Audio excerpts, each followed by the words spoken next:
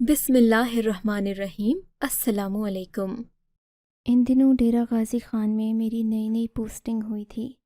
معلم کے عہدے پر فائز ہوتے ہی مجھ میں بہت سارا احساس ذمہ داری آ گیا تھا، جس کی وجہ سے میں اپنے اسکول میں پڑھنے والی لڑکیوں کو کبھی آنکھ اٹھا کر بھی نہیں دیکھتا تھا۔ مجھے وہاں رہنے کے لیے ایک مقامی مکان میں ایک کمرہ ملا تھا۔ کمرے کا کرایہ مجھے حکومت کی طرف سے ملتا تھا، اس لیے مجھے یہاں رہنے میں کسی قسم کی فکر لاحق نہیں تھی۔ مجھ کو کھانا پکانے اور گھر کے کاموں کی بھی فکر نہیں تھی، کیونکہ اس گھر کے مکین ایک معلم ہونے کی حیثیت سے میرا بہت زیادہ خیال رکھتے تھے۔ مگر مجھے اس بات کی قطعاً خبر نہیں تھی کہ یہاں پر رہتے ہوئے میری زندگی کی ایک رات ایسی بھی آئے گی جب مجھے 30 لڑکیوں کے ساتھ ایک ہی کمرے میں بند کر دیا جائے گا۔ بظاہر جب میں بازار میں جاتا تو مجھے کوئی بھی عورت نظر نہیں آتی تھی۔ باہر کے کام صرف مرد ہی کرتے تھے اور مردوں کی دنیا الگ سے آباد تھی۔ عورتیں صرف گھروں کی چار دیواری کے اندر ہی پائی جاتی تھیں۔ اگر کسی گھر میں چھت پر جانا ہو تو بھی پہلے آس پڑوس کی عورتوں کو خبر کر دی جاتی تھی کہ وہ کچھ دیر کے لیے اپنے اپنے کمروں میں چلی جائیں، باہر صحنوں میں مت بیٹھیں۔ اس قدر پردے کا انتظام تھا، مگر اس کے باوجود بھی میری زندگی میں یہ رات آئی ہے، اور اس رات کے بارے میں ہی آپ کو آج کی ایک کہانی سناؤں گا۔ اس کہانی نے نہ صرف میری زندگی کے کئی پہلو بدل کر رکھ دیے، بلکہ مجھے ایک ایسا سبق بھی سکھا دیا جو ہر شادی شدہ مرد کو ضرور سیکھنا چاہیے۔ بہرحال تمہید کافی ہو چکی ہے۔ ایک دن مغرب کے وقت میں اپنے کمرے میں آیا تو مجھے کسی دوسرے شخص کی موجودگی کا احساس ہوا۔ میں باہر سے وضو بنا کر آیا تھا۔ آتے ہی میں جائے نماز پر کھڑا ہو کر نماز پڑھنے لگا۔ تبھی مجھے اپنے پیچھے کسی کا احساس ہوا، جیسے کوئی کمرے میں موجود ہے۔ میرے کانوں میں پائل کے چھنکنے کی آواز آئی تو میں یہی سمجھا کہ شاید کوئی جن بھوت چڑیل ہے جو کہ میرے کمرے میں موجود ہے۔ سو میں اپنی سارا دھیان، اپنی ساری توجہ نماز پر لگا رہا تھا۔ مگر جیسے ہی میں نے سلام پھیرا تو میں یہ دیکھ کر حیران رہ گیا کہ میرے سامنے بلا کی حسین ایک لڑکی بیٹھی ہوئی تھی، جس کی عمر 17 سے 18 کے درمیان ہوگی۔ میں اسے دیکھ کر یوں اچھل پڑا جیسے کسی کو کرنٹ لگ جاتا ہے۔ تو تم کون ہو؟ میں نے ہڑبڑاتے ہوئے اس سے پوچھا تو وہ کھلکھلا پڑی۔ تم مجھ سے ایسے کیوں ڈر رہے ہو جیسے کہ میں کوئی بھوتنی ہوں؟ اس نے مدھم سی آواز میں کہا۔ جتنی وہ خوبصورت تھی اس کی آواز اس سے کہیں زیادہ حسین تھی۔ اس کی نیلی آنکھوں کے سحر میں شاید میں کھو ہی جاتا، لیکن مجھے یہاں کے حالات کا اچھی طرح سے اندازہ تھا۔ اس علاقے میں کسی بھی عورت کی طرف نظر اٹھا کر دیکھنے کا مطلب اپنی گردن کٹوانا تھا۔ میں نے اس کے آگے ہاتھ جوڑ دیے۔ دیکھو، اگر تم میرے ساتھ کوئی مذاق کر رہی ہو تو یہاں سے چلی جاؤ۔ میں ایک شریف النفس انسان ہوں، یہاں پر میں صرف پڑھانے کے لیے آیا ہوں۔ میں نے اس علاقے کی ظالمانہ روایات کے بارے میں سن رکھا ہے۔ میں کسی قسم کا خطرہ مول نہیں لینا چاہتا۔ میری باتیں سن کر وہ اٹھ کھڑی ہوئی۔ میں اس کی ہمت اور جرأت پر حیران رہ گیا۔ وہ میرے بے انتہا قریب آ چکی تھی کہ اس کی سانسوں کی آواز مجھے واضح سنائی دے رہی تھی۔ دیکھو، ایسی ڈرنے والی کوئی بات نہیں ہے، نہ ہی میں کوئی غیر مرئی مخلوق ہوں، اور نہ تمہیں ڈرانے دھمکانے یا تمہاری گردن اڑانے آئی ہوں۔ میں تو تم سے یہ کہہ رہی ہوں کہ میں تم سے محبت کرتی ہوں۔ کیوں مجھے گولیوں سے بھوننا چاہتی ہو؟ اگر تمہارے باپ اور بھائیوں کو پتہ چل گیا تو وہ میرا حشر نشر کر دیں گے۔ خدا کے لیے یہاں سے چلی جاؤ۔ میں نے اس کے آگے ایک بار پھر ہاتھ جوڑ دیے تو وہ ہنس کر بولی، بے شک جان چلی جائے، لیکن میں تم سے عشق کرتی ہوں، اور یہ بات میں عشق کرتی ہوں، اور یہ بات میں ساری زندگی یاد بھی رکھوں گی اور سب کو بتا کر رہوں گی۔ شاید تمہیں اندازہ نہیں کہ پختون قوم کتنی بہادر ہوتی ہے۔ ہم جنگ اور عشق میں ایسی بے خوفی دکھاتے ہیں جو پوری دنیا میں کہیں پائی نہیں جاتی۔ اگر تمہیں شک ہے تو آزما کر دیکھ لو۔ نہیں، مجھے تمہاری بہادری پر ذرا شک نہیں۔ میں اس کی خوبصورتی کو آنکھوں میں جذب کرتے ہوئے بولا، لیکن دیکھو، میں یہاں پڑھانے آیا ہوں۔ تمہیں مجھ سے عشق ہے، لیکن مجھے تو نہیں ہے۔ میں تمہیں جانتا تک نہیں ہوں۔ پلوشہ کے عشق میں کوئی مبتلا نہ ہو، ایسا نہیں ہو سکتا۔ میں یہاں سے فی الحال جا رہی ہوں، لیکن کل دوبارہ آؤں گی۔ مجھے تم سے ضروری بات کرنی ہے۔ میں غیرت مند ہوں، میں عشق معشوقی پر یقین نہیں رکھتی۔ کل تم سے ایک ضروری بات کروں گی، اس کے بعد دیکھیں گے کہ کیا کرنا ہے۔ یہ کہہ کر اس نے میرے کمرے کا دروازہ کھولا اور چلی گئی۔ اس کے جاتے ہی خوشبو کا ایک تازہ جھونکا میری نتنوں سے ٹکرایا۔ میں اس کے حسن کے بارے میں سوچنے لگا۔ مجھے لگا جیسے میں ایک جادوئی دنیا میں رہ کر آیا ہوں۔ ایک اتنی حسین لڑکی میں نے زندگی میں پہلی بار دیکھی تھی۔ اس کا سراپا تھا کہ سنگ مرمر کی کوئی مورت۔ اس کے چہرے سے پھوٹتا نور ابھی تک میرے ذہن میں سمایا ہوا تھا۔ مجھے تو سمجھ تک نہیں آئی تھی کہ یہ ہوا کیا ہے۔ ایسے کسی بھی لڑکی کو اچانک مجھ سے محبت کیسے ہو گئی؟ کہیں یہ کسی مخالف کی میرے لیے چال تو نہیں؟ کہیں کوئی مجھے پھانسنا تو نہیں چاہتا؟ بلا شبہ ہر علاقے میں ایسی عورتیں ہوتی ہیں جنہیں مقاصد کے لیے استعمال کیا جاتا ہے۔ میں سوچنے لگا کہیں یہ کوئی ایسی ویسی عورت تو نہیں تھی جسے جان بوجھ کر میرے حریفوں نے میرے پیچھے لگا دیا تاکہ وہ مجھے یہاں سے نکلوا سکیں، کیونکہ یہاں کے زیادہ تر لوگ لڑکیوں کی تعلیم کے خلاف تھے۔ میں سوچنے لگا، سوچتے سوچتے مجھے نیند آ گئی اور یوں میں اس لڑکی کے ہی حسین سپنوں میں کھو گیا تھا۔ اگلی صبح ہوتے ہی میں اسکول پہنچا تو میں نے اپنے ایک دوست سے اس بات کا ذکر کیا۔ مجھے اس پر بھروسہ تھا اور وہ یہاں کا مقامی بھی تھا، اسی لیے اسے یہاں کے حالات اور واقعات کا اچھی طرح سے معلوم تھا۔ میری بات سن کر وہ بھی سوچ میں پڑ گیا۔ بولا کہ دوست، میں نے آج تک اس علاقے کی کسی عورت کا چہرہ نہیں دیکھا۔ اب جو تعریف تم بتا رہے ہو وہ تو یہاں کی عام عورتوں کی ہی ہے، لیکن میں یہ نہیں پہچان پا رہا کہ وہ کس کی بیٹی ہے۔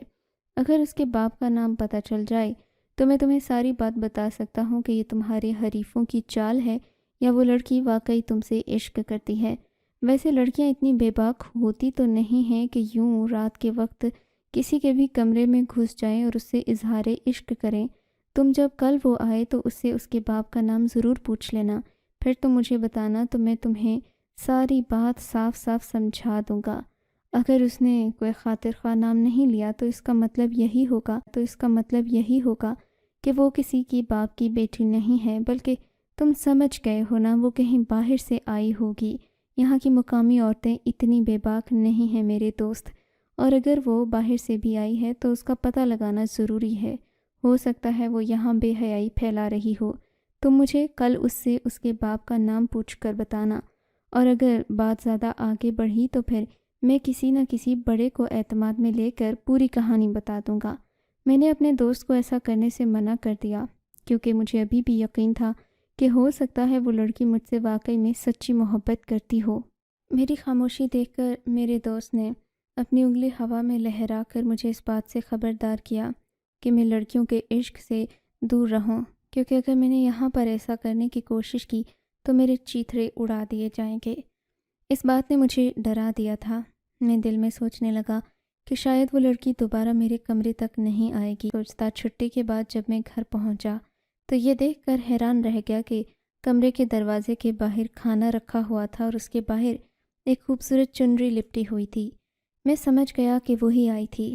میں نے وہ کھانا کھا لیا کیونکہ مجھے بھوک بہت زیادہ لگی ہوئی تھی۔ آج مالک مکان نے بھی مجھے کھانا دیا تھا، مگر یہ والا کھانا جو اس لڑکی نے رکھا تھا یہ بہت ہی مزیدار تھا، اور یوں مانو کہ اس کی خوشبو بھی مجھے محسوس کروا گیا تھا۔ آج میں اس کے انتظار میں تھا، نہ جانے نہ چاہتے ہوئے بھی میں اس کا انتظار کیوں کر رہا تھا۔ تبھی میرے کمرے کے دروازے پر دستک ہوئی۔ میں نے دروازہ کھولا تو سامنے ایک 14-15 سال کا لڑکا کھڑا تھا۔ آپ کو چودھری صاحب نے طلب کیا ہے۔ یہ بات سن کر مجھے اپنے جسم سے جان نکلتی ہوئی محسوس ہوئی تھی۔ میں جان چکا تھا کہ میری موت کا وقت آ گیا ہے اور اب شاید یہ میرا یہاں پر آخری دن ہوگا، کیونکہ قصور کس کا ہے اور کس کا نہیں انصاف کرتے ہوئے جاتی تھیں، نہ ہی سنوائی ہوتی تھی۔ میں ہانپتا کانپتا اس لڑکے کے ساتھ چل پڑا۔ میری ہمت کئی موقعوں پر جواب دے گئی تھی۔ میں نے اس لڑکے سے بھی پوچھا کہ چودھری صاحب نے مجھے کیوں بلایا ہے، وہ مجھ سے کیا چاہتے ہیں۔ اس نے کہا یہ بات انہوں نے مجھے بھی نہیں بتائی، البتہ وہ بہت رعب والے انسان ہیں، تو ان کے سامنے سوچ سمجھ کر بات کرنا، جو بھی کہیں اس کے بارے میں آمادگی ظاہر کرنا۔ کسی بات سے اختلاف کیا تو تم اپنی جان سے ہی جاؤ گے، یہ بات یاد رکھ لینا۔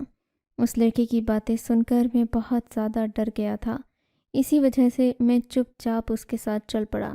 جب ہم لوگ چودھری صاحب کے ڈیرے پر پہنچے تو چودھری صاحب نے اس لڑکے کو وہاں سے جانے کے لیے کہہ دیا۔ تبھی میری نظر چودھری صاحب پر پڑی تو وہ کوئی زیادہ عمر کا آدمی نہیں تھا۔ اس کی عمر یہی کوئی 40 سے 50 سال کے درمیان ہوگی۔ مجھے دیکھ کر اس نے بیٹھنے کا اشارہ کیا۔ بیٹھو برخوردار۔ پھر اس کی آواز پورے ہال میں گونج پڑی۔ میں نے سنا ہے کہ تم میری بیٹی کو پسند کرتے ہو، تو اگر پسند کرتے ہو تو کیا تم اس سے شادی کرنا بھی چاہو گے؟ میں ان کی بات سن کر ہکا بکا رہ گیا تھا۔ سر اٹھانے کی مجھ میں ہمت نہیں تھی۔ گھبراؤ نہیں، مجھے اسی نے بتایا ہے کہ تم اسے پسند کرتے ہو اور چلتے پھرتے اسے بڑی لگن سے دیکھتے ہو۔ دیکھو، میں لندن سے پڑھ کر آیا ہوں۔ بھلے میرے دل میں اپنے رواجوں کی بہت عزت ہے، لیکن پسند کی شادی کرنے میں یہاں کوئی رکاوٹ نہیں ہے، کم از کم میرے گھر میں تو نہیں ہے۔ اگر تم میری بیٹی کو پسند کرتے ہو تو میں اپنی بیٹی کی شادی تم سے کروانے کو تیار ہوں۔ میں چپ چاپ بیٹھا ہی رہا تھا۔ مجھے کوئی بات سمجھ میں نہیں آ رہی تھی۔ نہ ہی میں نے اپنی صفائی پیش کرنے کی کوشش کی اور نہ ہی ان کی اس پیشکش کا انکار کیا کہ چودھری صاحب کے سامنے کسی بات سے انکار مت کرنا، نہ ہی اپنی صفائی دینا۔ چپ چاپ سر جھکائے مجرموں کی طرح میں کھڑا رہا تھا، کیونکہ یہ انجانا اجنبی شہر تھا۔ میں اس کے بارے میں کچھ نہیں جانتا تھا۔ میری خاموشی دیکھ کر انہوں نے خوشی کا نعرہ لگایا اور بولے، چلو، مجھے خوشی ہے کہ میرا داماد اتنا پڑھا لکھا ہے۔ بیٹے، تم شادی کی تیاریاں کرو، میں اگلے ہی مہینے پلوشا کو تمہارے نکاح میں دے دوں گا۔ میں یہ سمجھا نہیں تھا کہ ایسا کیسے ہو سکتا ہے، کوئی باپ اپنے گھر بلا کر مجھے اپنی ہی بیٹی سے شادی کرنے کی پیشکش کرے، ایسا کیسے ممکن ہے۔ جیسے ہی میں حویلی سے باہر نکلا تو ایک ٹھا کی آواز آئی تھی جسے میں سمجھ نہیں پایا تھا۔ وہ لڑکا جو کہ میرے ساتھ مجھے اپنے گھر سے لینے کے لیے آیا تھا اب میرے ساتھ نہ تھا۔ میں جلدی سے زبیر کے گھر پہنچا جو یہاں کا مقامی تھا اور میرا دوست بھی تھا۔ میں نے جا کر اسے بات ساری بتا دی۔ کہنے لگا کہ یہ بڑی ہی حیرت کی بات ہے، چودھری کوئی ایسا بچکانہ آدمی تو نہیں کہ تم سے اتنا بڑا مذاق کرے، لیکن اس نے تمہیں اپنی بیٹی کا ہاتھ دینے کا کہا ہے، وہ بھی اگلے مہینے، نہ ہی تمہاری چھان پھٹک کی۔ یہ کیسے ممکن ہے؟ ضرور اس کے پیچھے کوئی نہ کوئی راز ہوگا، کوئی مصلحت ہوگی۔ میں نہیں مانتا کہ چودھری بلا وجہ تمہیں اپنی بیٹی کا ہاتھ دے دے۔ وہ ضرور تمہارے ساتھ کوئی نہ کوئی ایسا چکر کر رہا ہے جسے میں چودھری کا بدلہ کہوں گا۔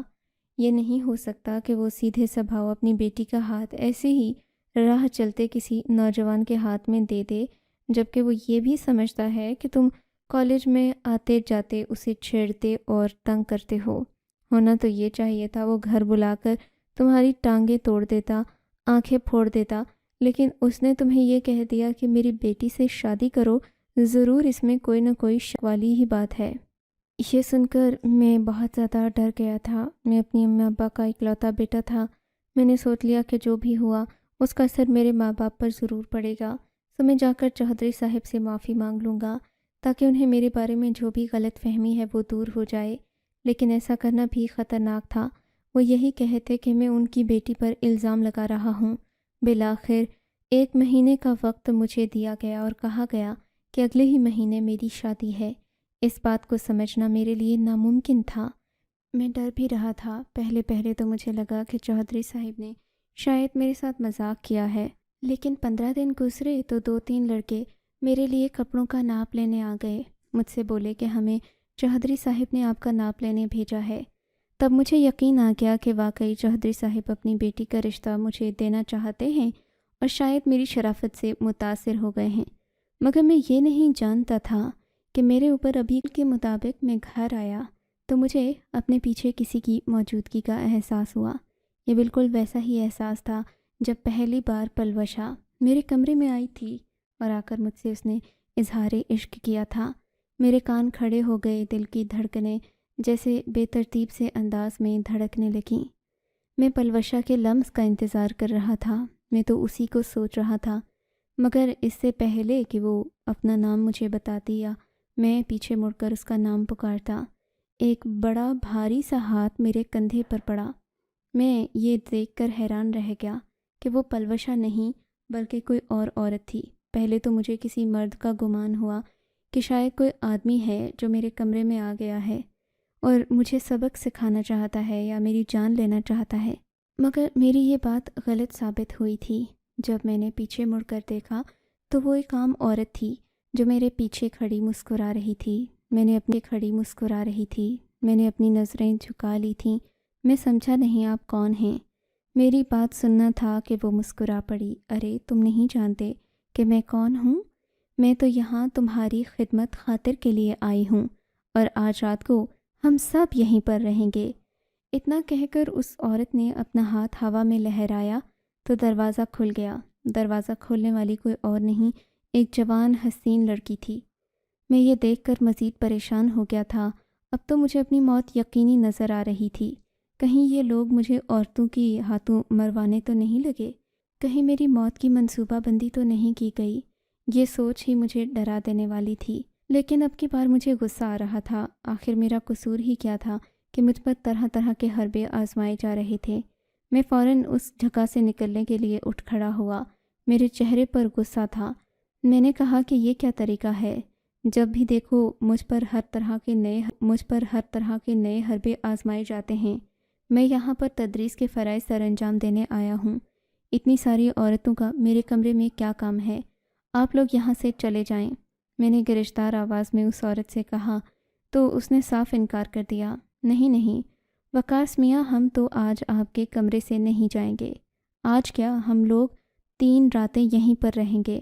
اور ویسے بھی چودھری صاحب نے یہی کہا ہے کہ کل آپ کی شادی ہے۔ کل شادی ہے؟ میں نے حیرت سے پوچھا۔ شادی تو مگر 15 دن کے بعد تھی۔ میں نے الجھے ہوئے لہجے میں سوال کیا تو 3-4 لڑکیاں اور آ کر میرے آگے کھڑی ہو گئیں۔ نہیں، آپ کو آج رات یہیں پر رکنا پڑے گا۔ اگر آپ گئے تو آپ کی شادی کھٹائی میں پڑ سکتی ہے۔ یہ سن کر مجھے بہت غصہ آیا اور میں وہاں سے نکل پڑا۔ وہ عورتیں مجھے روکتی رہ گئیں مگر میں نہیں رکا۔ میں سیدھا چودھری صاحب کے بنگلے کی طرف جا رہا تھا، جا کر ان سے دریافت کر سکوں کہ آخر میں اتنی زیادہ عورتیں کیوں بھیجی گئی ہیں۔ یہ کیا میرا امتحان لینا چاہتے ہیں؟ مگر جیسے ہی میں وہاں پہنچا تو میری نظر کھڑکی کے اندر سے باہر جھانکتی پلوشا پر پڑی۔ مجھے دیکھتے ہی وہ بے چین ہو گئی۔ وہ مجھ سے کچھ کہنا چاہتی تھی مگر اتنے میں چودھری صاحب آ گئے۔ وہ مجھ سے جو کہنا چاہتی تھی وہ اس کے شاید من میں ہی رہ گیا۔ چودھری صاحب میرے سامنے آئے تو میں نے سلام عرض کرنے کے بعد ان سے پوچھا کہ میرے ساتھ یہ معاجرہ ہوا ہے۔ چودھری صاحب کے چہرے پر کوئی تاثر نہیں بدلا تھا۔ تو کیا ہوا بیٹے، یہ یہاں کی رسمیں رواج ہیں، تم ان کو تحمل سے برداشت کرو۔ یہاں کی عورتوں کے لیے تو یہ کھیل تماشے لگے رہتے ہیں۔ شاباش، تم ابھی واپس اپنے ہی کمرے میں جاؤ۔ جو وہ کرتی ہیں انہیں کرنے دو۔ یہاں کی رسم ہوگی کوئی، مگر میں اسے آگاہ نہیں ہوں۔ چودھری کے چہرے پر عجیب سی پراسراریت تھی، مگر مجھے کوئی بات ٹھیک نہیں لگ رہی تھی۔ لگتا تھا جیسے دال میں کچھ کالا ضرور ہے۔ چودھری صاحب کے گھر سے باہر نکلا۔ میری نظر پھر سے پلوشا پر پڑی جو بھاگتی ہوئی میری طرف آ رہی تھی، لیکن چودھری صاحب نے غصے سے آواز دے کر اسے پیچھے بلا لیا، جیسے وہ اسے مجھ سے بات نہیں کرنے دینا چاہتے تھے۔ میں مایوس سا اپنے گھر لوٹ آیا تھا۔ کمرے میں داخل ہوا تو بہت ساری عورتوں کے کہکے میرے کان میں پڑنے لگے تھے۔ مجھے اپنی اماں کی یاد آ رہی تھی۔ میں سوچنے لگا کہ آخر میں یہاں آیا ہی کیوں ہوں؟ میرا قصور کیا تھا؟ میں تو یہاں ایک معمولی نوکری کرنے کی غرض سے آیا تھا۔ یہاں آ کر مجھے طرح طرح کے تماشے دیکھنا پڑ رہے ہیں۔ سوچوں میں گم ہی تھا کہ ایک نرم سا لمس مجھے اپنے کندھے پر محسوس ہوا۔ میں نے پیچھے مڑ کر دیکھا تو ایک 15 سال کی بچی تھی جو مجھے ایسے دیکھ رہی تھی جیسے میں اس کا شوہر ہوں۔ کیا ہے اور کون ہو تم؟ کیوں مجھے تنگ کر رہی ہو؟ میری بات سن کر وہ ہنس پڑی اور وہاں سے واپس چلی گئی۔ تھوڑی دیر کے بعد کمرے کا دروازہ دوبارہ کھلا اور پھر بہت ساری عورتیں اندر داخل ہوئیں۔ انہوں نے مجھے پکڑ لیا اور رسیوں سے باندھنا شروع کیا۔ میں حیران تھا کہ یہ سب کیا ہو رہا ہے۔ آج سے پہلے تو مجھے تھانے کی ہوا تک نہیں لگی تھی، لیکن ایسا لگتا تھا جیسے یہ کمرہ میرے لیے قید گاہ بنا دیا گیا ہو۔ ان لوگوں نے بالآخر مجھے مل کر باندھ ہی لیا۔ ظاہر ہے 30 عورتیں تھیں۔ ایک مرد بھی 2 سے 4 عورتوں پر بھاری ہو سکتا ہے، لیکن 10، 20، 30 عورتوں پر تو مرد بھی بھاری نہیں پڑ سکتا۔ میں مجبور اور بے بس کر دیا گیا تھا۔ مجھے ان لوگوں نے رسیوں کے ساتھ باندھ دیا۔ مجھے لگا کہ شاید کوئی مذاق ہوگی، مگر رسیوں سے بندھے مجھے پوری رات گزر چکی تھی۔ اب تو میرے ہاتھ پاؤں اکڑنے لگے تھے۔ میرے آس پاس عورتیں بیٹھی باتیں کر رہی تھیں۔ میری توجہ مگر کہیں نہیں گئی۔ میں چپ آنکھیں موندے لیٹا رہا، اپنی آزمائش کے ختم ہونے کا انتظار کرتا رہا۔ ویسے بھی کل میری شادی تھی، اور اگر میری کل شادی تھی تو ظاہر ہے یہ سب کچھ خود بخود ہی ختم ہو جانا تھا۔ صبح ہوئی تو تقریباً 8 بجے کے قریب میرے کمرے کا دروازہ کھلا۔ میری آنکھ بھی اسی وقت کھلی۔ کمرے سے عورتیں ساری غائب تھیں۔ چودھری صاحب کمرے میں داخل ہوئے۔ ان کے چہرے پر بڑی ہی فخریہ مسکراہٹ تھی۔ شاباش بیٹے، مجھے تم سے یہی امید تھی۔ انہوں نے مجھے رسیوں سے کھولا، مجھے ہار پہنائے اور پھر ڈھول کی تھاپ میں مجھے حویلی تک پہنچایا گیا۔ یوں صبح کے 10 بجے میرا نکاح پڑھایا گیا اور تقریباً مغرب ہونے سے پہلے پلوشا میرے سامنے میرے کمرے میں میری دلہن بنے بیٹھی تھی۔ یہ رات بڑی حسین تھی جس کے بارے میں نے ہمیشہ سوچا تھا، لیکن یہ ایسے ہوگی میں نے سوچا نہیں تھا۔ پلوشا کی آنکھوں میں تشکر کے آنسو تھے۔ تم رو کیوں رہی ہو؟ میں نے اسے دریافت کیا تو ہانپتے لہجے میں اس نے جو بات مجھے بتائی وہ میرے ہوش اڑانے کو کافی تھی۔ شکر ہے کہ آپ نے ان عورتوں میں سے کسی کے ساتھ ہنس کر بات نہیں کی، کسی کو ایسی بات نہیں بولی جو آپ کی اور میری جدائی کا سبب بن جاتی۔ کیا مطلب؟ میں نے حیرت سے پوچھا تو پلوشا نے یہی بتایا کہ اس کے ابا مجھے آزمانے کے لیے یہ سب کر رہے تھے۔ شادی سے پہلے مردوں کو بہت ساری آزمائشوں سے گزرنا پڑتا ہے۔ کچھ کو کشتی کے لیے آزمایا جاتا ہے، کچھ کو گھوڑ سواری، تو کچھ کے کردار کی سختی آزمائی جاتی ہے۔ ان لوگوں نے مجھے یوں آزمایا کیونکہ یہاں کے لوگوں کا عام خیال یہی تھا کہ میں ایک شہری لڑکا ہوں، تو ظاہر ہے لڑکیوں سے بات چیت کرنا اور ان کے ساتھ رنگ بازی کرنا میرا مشغلہ ہوگا۔ سو وقتاً فوقتاً یہ لوگ میرے گھر بھی عورتیں بھیجتے رہے، مگر جب میں نے کسی کو توجہ نہیں دی تو میرے کردار کا یقین ہو گیا، اور یوں میری شادی اس پہاڑوں کی پری کے ساتھ ہو۔ آپ کو اگر یہ کہانی اچھی لگی ہے تو اس ویڈیو کو لائک کیجیے، اور اس طرح کی مزید کہانیاں سننے کے لیے ہمارے چینل کو ضرور سبسکرائب کیجیے۔ کہانی سننے کا شکریہ۔ آپ سے ملاقات ہوگی اگلی ویڈیو میں، تب تک کے لیے اللہ حافظ۔